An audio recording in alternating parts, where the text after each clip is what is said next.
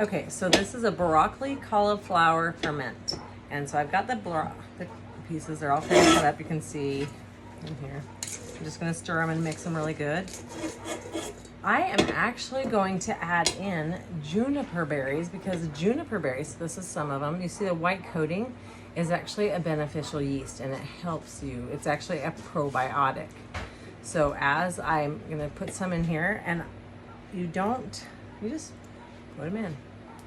So as we're going through and just adding some of these on, it's easier just to trim the branches if you forage it yourself. So I'm just adding in more juniper berries. And once I get, I mean, it's not really a certain amount, but they just come off pretty easy. Just pick them off. If you want to pick them off of the bush itself and, you know, do it like you would a normal berry, you can. These ones were picked for me because I didn't have time to go get them myself.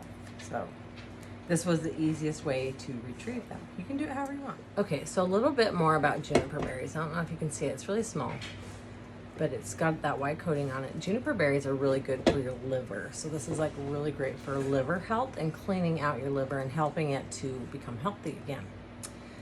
Juniper berries are sour, and sour things are actually really good for you, especially if you have diabetes. That helps regulate your blood sugar. It's one of the things. Anyway, so I don't know if you can see them. I probably have a 1/4 cup of them in this bowl. Somewhere in there. Okay, so I have all my vegetables cut up and mixed together, and I'm just gonna kind of dump them in here. This is a fermenting jug, and on the lid, it actually has, I'm gonna show you, it has a little breathing port. So this is a silicone port with a hole in it. So it allows the gases to escape. Otherwise, when you're fermenting, you have to burp your ferments. Otherwise, they get too much gas in them. And well, we don't need an explosion of glass going all over your kitchen, because ferments, they can explode, and you can have glass shrapnel everywhere.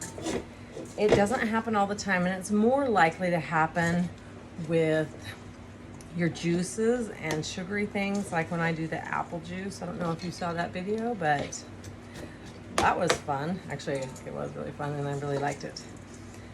So this jar, everything's kind of mixed in here, and this will actually sit on the counter for about 3 to 4 days, and then it will go in the fridge. Fermenting really doesn't take a long time. It actually happens quite quickly. And once I get all this in here and I've got it packed in pretty good, I am going to get my culture starter, and I'll add that in. Dropping stuff. I will add that in up to the top to cover up all the vegetables, and then it will just do its thing.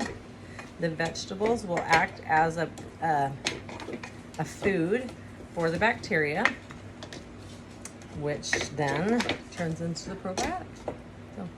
So this is a starter culture that I use. And what I'm going to do is I've got 2 cups of warm water, and I am just going to pour this in here, and you need to let it sit for a while because you're waking up all the good bacteria, just like you would when you're making bread and doing an active dry yeast. So you're going to just let it sit here so that it can wake up the good bacteria and all the wonderful things. It's been sitting for a little while. I actually also added, if you can see this, this is kefir whey, and it's the yellow part of kefir. So when it separates, the whey raises to the top, and the white is just the straight kefir or the milk.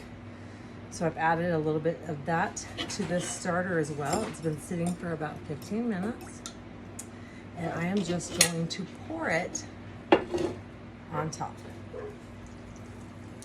And this is not going to cover everything.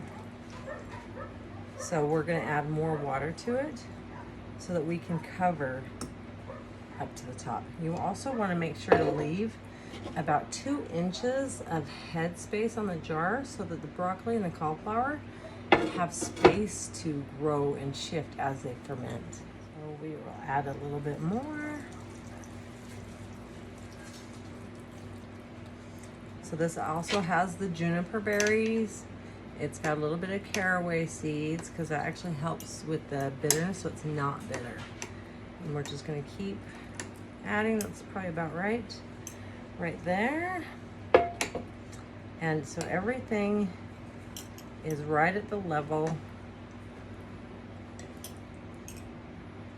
where it is underwater, submerged.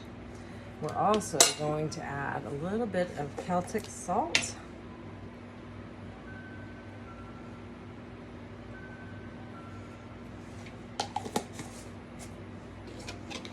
Just kind of mix that in a little bit. I should have probably mixed that in before I poured in the liquid. That's okay. There's really no wrong way to do this. Everything works out exactly the way it needs to. So even though I should have put the salt on and then poured the liquid over the top of it, it's all good. This will get mixed up and moved around quite a bit. Every day I will check on it and open it up, push everything back under the water, make sure it's all covered, and we will go from there. Okay, so there you have it. I'm gonna see if you can see, like it's hard to see in there, but it's got the little juices, everything's up to the top. I might add a little bit more water in it, just so it has a little bit more space above the vegetables, but it's all ready to go. You just close this and set it on your counter. And then in 3 to 4 days, put it in the fridge and you'll be able to eat it. And you will have cultured cauliflower and broccoli. And you can use that. You can put it in your salads. You can add it as a side. You just don't want to heat it. So whatever you do, I mean, even if you want to put it with, some people put cauliflower and broccoli on their pizza. You could do that. Heating it just kills the good bacterias. So I don't suggest heat it, but it's a good way to get probiotics.